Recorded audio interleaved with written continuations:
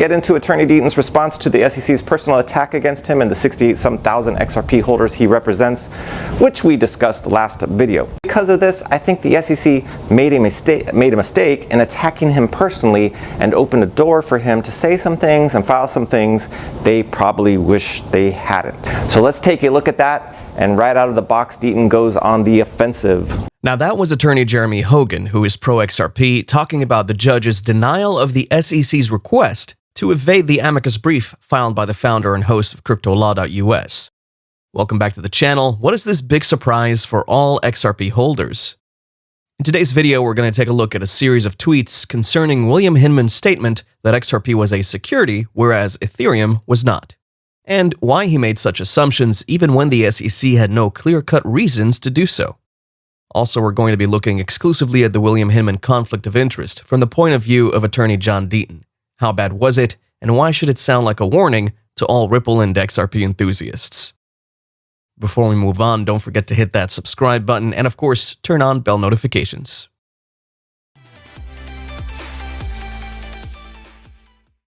Attorney John Deaton responds in a series of tweets titled The William Hinman Conflict of Interest, How Bad Was It? He starts with this. For over a year, I wouldn't accuse Hinman of violating the law. I only maintain that he may have and that the appearance of impropriety deserved an investigation. Since then, however, we've learned that Empower Us caught the SEC in a lie, trying to cover up the issue. Remember the Empower Oversight Corporation, the nonprofit educational organization dedicated to enhancing independent oversight of government and corporate wrongdoing? They filed a Freedom of Information Act request with the SEC concerning probable conflicts of interest engendered by William Hinman's statement back in August of 2021. Then the U.S. financial watchdogs denied any claims that emails or documents responsive to Empower Oversight's FOIA request exist, and subsequently gets sued by this whistleblowers and research organization. At this point, it was discovered that there are in fact emails related to a conflict, and the SEC was forced to turn some of those emails over. And then, Empower Oversight received between 200 to 1,000 pages of emails from the SEC in February in response to its FOIA request for records that could shed light on allegations of conflicts of interest associated with the SEC's selective enforcement actions involving cryptocurrencies, specifically in the case between Ripple and the SEC. And according to attorney Deaton, after reading those emails, it's obvious that Hinman was in violation of the criminal financial conflict laws of the United States. This is not an allegation, it is a fact. Further down, John Deaton elaborates further. When we discuss the conflicts, we usually discuss his speech giving Ethereum a free pass while his law firm, Simpson Thacher, was a member of the EEA. This is a massive conflict, but it's not the only one. He will claim he was unaware of the EEA membership at the time of the speech. Simpson Thacher is already attempting to help Hinman control the narrative by informing Eleanor Terrett that the membership in the EEA was no big deal. And in fact, they are no longer a member. It was a huge deal, and it can't be trivialized. But it wasn't the only huge conflict regarding his relationship with Simpson Thacher. We know about the EEA membership, but Hinman also declared Bitcoin not a security during that speech. Was there ever a Bitcoin connection with Simpson Thacher while Hinman was a director? What's more shocking is that in 2019, while William Hinman was still director of corporation finance at the SEC, Simpson Thacher, the law firm with which he was a partner, led an initial public offering of Canaan, a Chinese-based company that sells Bitcoin and Ethereum mining hardware. And after Hinman's division of corporation finance, the division that approves IPOs, approved the Simpson Thacher-led Canaan IPO, Canaan was sued for fraud and misrepresentation related to that IPO. Although registered in the Cayman Islands, this Chinese company quickly became the first crypto enterprise to list on the American Stock Exchange, NASDAQ, at a valuation of more than $1 billion. All thanks to the help of William Hinman's direct signature endorsing Canaan, the firm was able to raise $90 million in an IPO that offered 10 million ADSs at a soft cap of $9 and a hard cap of $11 to control a market cap of $1.4 billion. So back to John Deaton's Twitter thread. To truly appreciate the conflict, you must first understand Hinman claimed he retired from Simpson Thacher and was only receiving a pension. Not true. As determined, not by me, but by the SEC ethics chief. According to the latest findings, email correspondence between these SEC chiefs reveals that he, William Hinman, was an active, ongoing profit-sharing partner with Simpson Thacher while he was still at the SEC. since he went on to receive huge sums in partnership income and pensions from Simpson Thacher throughout the time, making him an active partner and not a former retired partner collecting a pension.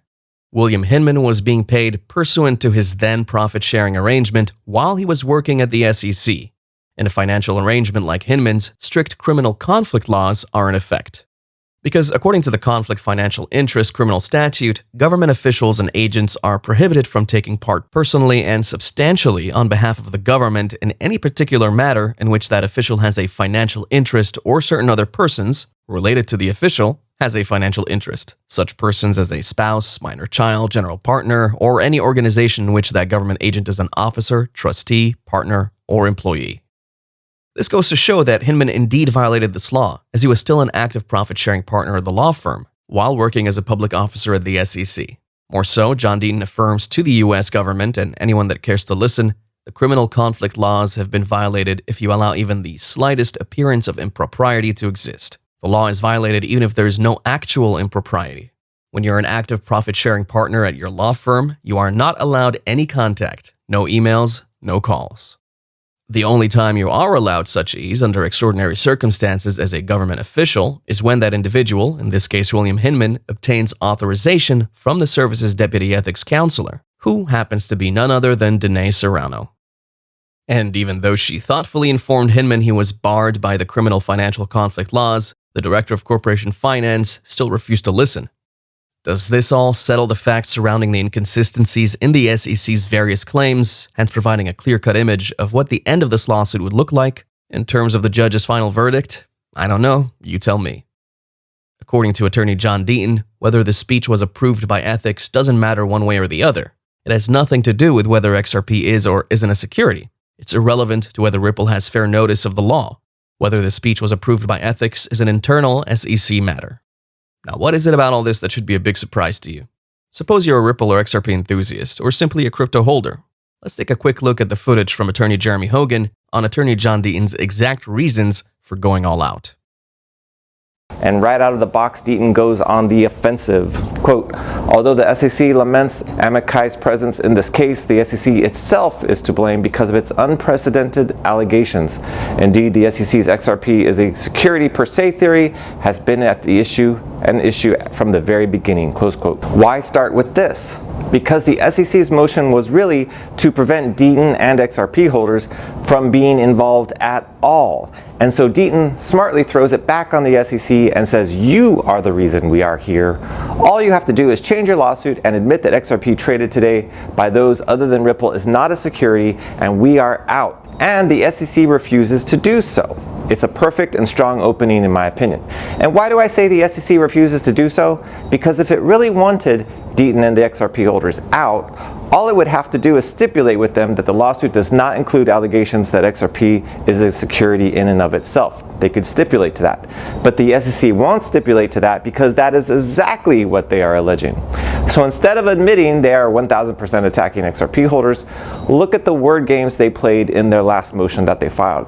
Looking at footnote 2 of the SEC's motion to get XRP holders out of the case. Quote, movements mischaracterize the SEC's claims as claims against XRP holders in the secondary market. But while SEC Act Section 5 requires Ripple as the issuer of XRP to register its offers and sales.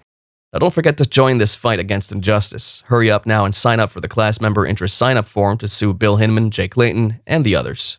You can find that in the description section below.